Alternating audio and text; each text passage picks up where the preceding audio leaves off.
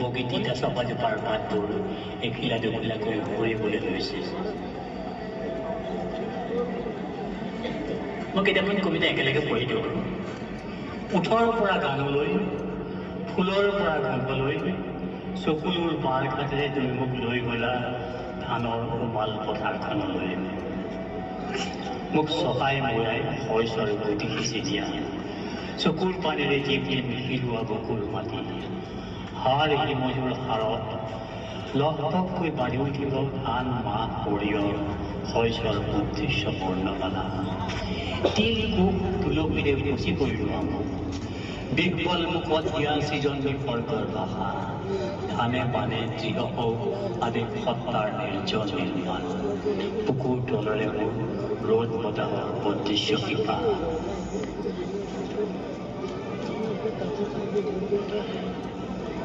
আজি মোৰ হাত দুখন অজান্তে কঁকালৰ তললৈ নামি গৈছে, নামি গৈ যে নাঙলৰ মুঠি খামুচি ধৰিব, মৰিচা পৰি থকা ফালখন নিজ ঘামেৰে মচি চিকচিকীয়া কৰি মই বজৰাই ল'লোঁ। খেতি বাতি মই নিশিকিলোঁ, মাটিৰ বুকত হাতৰ মুঠি মোৰ টান খটখটীয়া হৈ আহিছে।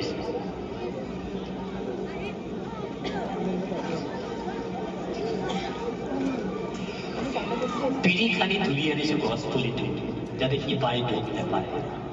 পানী দিছোঁ শিপাত, পানী দিছোঁ পাতত, নোৱাই ধুৱাই পুলিটো আঠ খুৱাই থৈছোঁ, যাৰে ঘামে টুপ টুপকৈ বাঢ়ি যাব গছজোপা। মাটিৰ তলেৰে পাৰে চালুকীয়া পুলিটোৰ শিপা। বতাহত সৰিছে গছৰ হালধীয়া পাত, ক'ৰবাত বিলাপ গাইছে কোনোবাই বৰ সুৰীয়া মাতেৰে।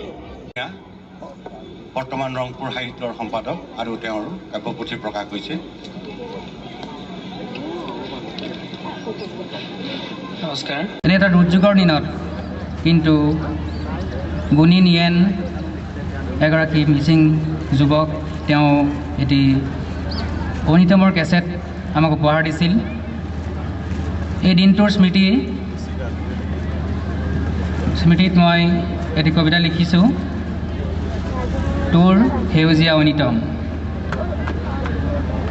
তোৰ গাঁৱৰ অবাক আন্ধাৰেৰে খুপি খুপি চাপি আহে নদী,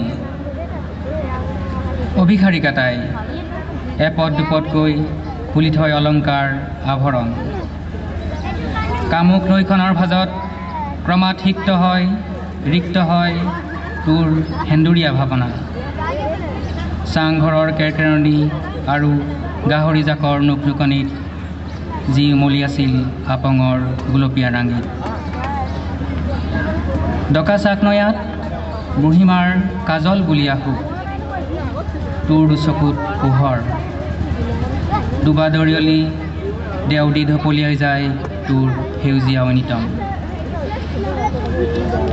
আজিৰ এই উৎসৱমুখৰ পৰিৱেশ, এনে উৎসৱমুখৰ পৰিৱেশো মই দেখিছোঁ। গতিকে সেই দুখৰ দিনবিলাক পাহৰি আকৌ মই এই নদীৰেই প্ৰশস্তি গাবলৈ আৰু এটি কবিতা লিখিছোঁ, দিচাং।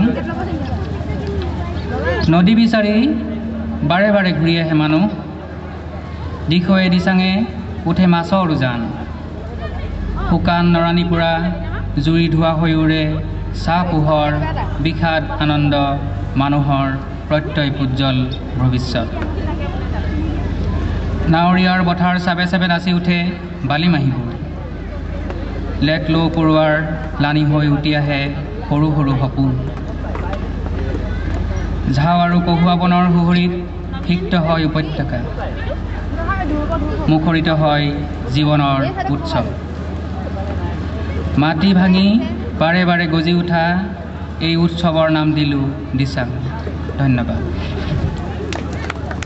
ভূঞালৈ ধন্যবাদ জ্ঞাপন কৰিছোঁ। এইবাৰ আমন্ত্ৰণ জনাইছোঁ বকুয়েদি পাৰ হৈ গৈ সূৰ্যোদয়ৰ বাগিচা, জাক জাক শৰালী বগলীৰ মেটেকাৰ ফুল, মহৰ টিলিঙাৰ মাত, বাট ভেটি ধৰে ফুলা মাবেলি। জোনাকত ভৰি পৰে মোৰ কলিজাত এডিঙি দুখ, কি আঁতৰত পলাশ মদাৰেৰে ৰংচোৱা হৈ উঠে আকাশ।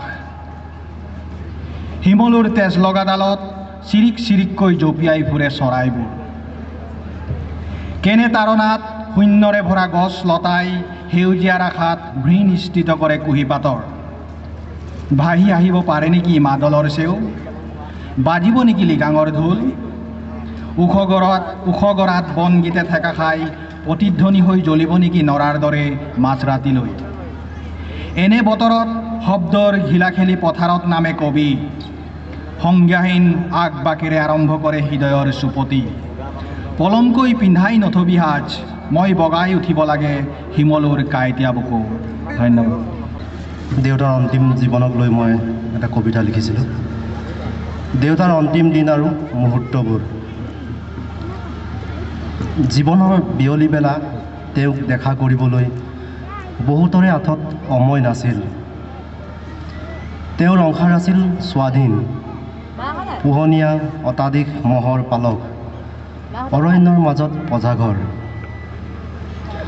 গঞাই মাতিছিল বৰগোৱাল, বজাৰৰ কেয়াই মাতিছিল মহাজন বাবু। প্ৰাচুৰ্যৰ দিনত দুখীয়া নিচলা মানুহক একল আপং, এখন গামোচা, তামোল পাণৰ শৰাইৰে যচা সন্মানত দান দিছিল এহাল আল বাব পৰা গেৰামো।